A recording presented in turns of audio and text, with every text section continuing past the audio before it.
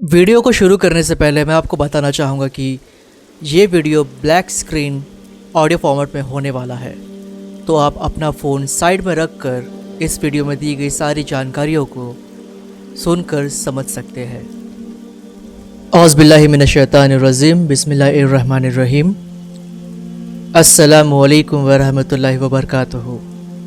پچھلے ویڈیو میں ہم نے سورہ فاتحہ کی ساری آیتوں پر غور فرمایا تھا اور اس کے ہسٹوریکل پوائنٹ آف ویو پر تھوڑی سی نظر ڈالی تھی۔ اس ویڈیو میں ہم ہسٹوریکل کانٹیکسٹ کو اور ڈیٹیل میں سمجھنے کی کوشش کریں گے۔ سورہ الفاتحہ جو قرآن کا دل کہلاتی ہے، اس کا نزول مکن دور کے شروعاتی وقت میں ہوا۔ یہ ایک ایسا وقت تھا جب نبی محمد صلی اللہ تعالیٰ علیہ وسلم اور ان کے صحابیوں کو بہت سی مشکلات اور تکلیفوں کا سامنا کرنا پڑ رہا تھا۔ اسلام ابھی بھی اپنی شروعاتی منزل پر تھا اور مکہ کا ماحول اسلام کے پیغام کے لیے کافی دشمنانہ تھا۔ اس کانٹیکسٹ میں سورہ الفاتحہ ایک source of solace, guidance and inspiration بن کر سامنے آئی۔ اس کا مقام صرف ایک دعا کا نہیں بلکہ ایک عقیدہ کا اظہار بھی ہے۔ چلیے اس کا ہسٹوریکل پرسپیکٹیو زیادہ ڈیٹیل میں سمجھتے ہیں۔ شروعاتی مسلمان ایک چھوٹی سی جماعت تھی جو اکثر مذاق، ظلم اور اکنامک بائیکاٹ کا شکار ہوتی تھی۔ ایسے مشکل وقت میں سورہ الفاتحہ نے انہیں یاد دلایا کہ اللہ الرحمن اور الرحیم ہے اور مالک یوم الدین ہے۔ اس سورہ نے انہیں یقین دلایا کہ چاہے دنیا میں کتنی بھی مشکلیں ہوں، وہ صراط المستقیم پر ہے اور اصلی کامیابی انہی کی ہے جو صبر کے ساتھ اپنے دین پر قائم رہتے ہیں۔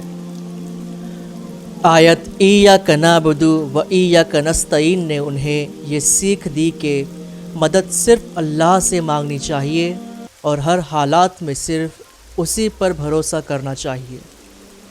اس دور کا عرب سماجک تفریق سے بھرا ہوا تھا۔ سورہ الفاتحہ نے ایک یونیورسل میسج دیا جو انسانیت کو ایک اللہ کے ذریعے جوڑتا ہے۔ اس نے بت پرستی کو ریجیکٹ کیا اور انسانوں اور اللہ کے بیچ ایک ڈائریکٹ کنیکشن اسٹیبلش کیا۔ الحمدللہ رب العالمین کہتے ہوئے یہ سورہ یاد دلاتی ہے کہ اللہ صرف ایک قبیلے کا نہیں بلکہ پوری کائنات کا رب ہے۔ یہ ایک ریوالوشنری آئیڈیا تھا ایک ایسے سماج کے لیے جس میں ہر قبیلہ اپنے اپنے الگ الگ گاڈز کو مانتا تھا۔ سورہ الفاتحہ کے نزول سے پہلے اسلام میں فارمل ورشپ کا ایک ڈیفینٹ سٹرکچر نہیں تھا۔ اس سورہ نے دعا اور عبادت کے ایک نظام کو انٹروڈیوس کیا جو شکر، تسلیم اور ہدایت مانگنے پر مبنی ہے۔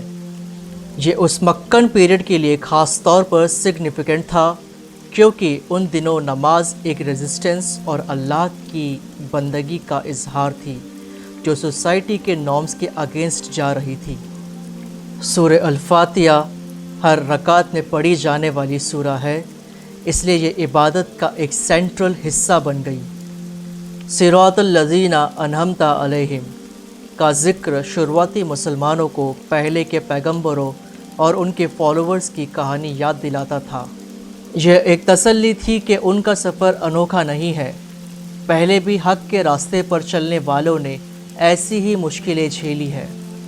ساتھ ہی غیر المغضوب علیہم ولا الضالین انہیں وارن کرتا تھا کہ وہ مشکلوں کے بعد بھی اپنے دین سے نہ ہٹے اور صرف اللہ کی رضا کو حاصل کرنے کی کوشش کرے۔ سورہ الفاتحہ نے شروعاتی مسلمانوں کو سکھایا کہ اللہ کے ساتھ ان کا تعلق شخصی ہے اور اس میں کسی بھی بیچ والے کی ضرورت نہیں ہے۔ یہ بت پرستی اور وہمیت کو ریجیکٹ کرتے ہوئے انسانوں کو اپنے رب کے ساتھ ایک ڈائریکٹ کنیکشن اسٹیبلش کرنے کا پیغام دیتی ہے۔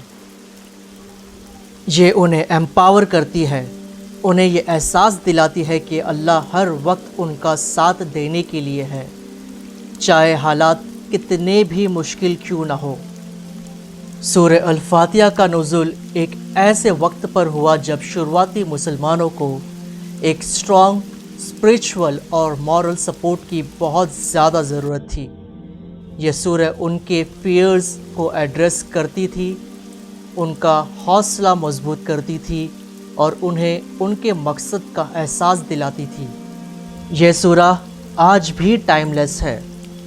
جیسے یہ شروعاتی مسلمانوں کے لیے ہدایت اور تسلی کا ذریعہ تھی، ویسے ہی ہر دور کے مسلمانوں کے لیے اللہ کی رحمت اور گائیڈنس کا پیغام ہے۔ یہ ہمیں کانسٹنٹلی یاد دلاتی ہے کہ صرف اللہ سے ہدایت مانگ کر ان کے دکھائے گئے سیدھے راستے پر چلتے ہوئے اصلی کامیابی حاصل کی جا سکتی ہے۔ آج ہم نے سورہ الفاتحہ کے ہسٹوریکل کانٹیکسٹ کو ڈیٹیل میں سمجھا۔ آپ کو یہ ایپیسوڈ کیسا لگا ہمیں کامنٹس میں فیڈ بیک دے۔ انشاءاللہ ہم پھر ملیں گے نیکسٹ ایپیسوڈ میں۔ تب تک کے لیے اپنا خیال رکھیں۔ السلام علیکم ورحمۃ اللہ وبرکاتہ۔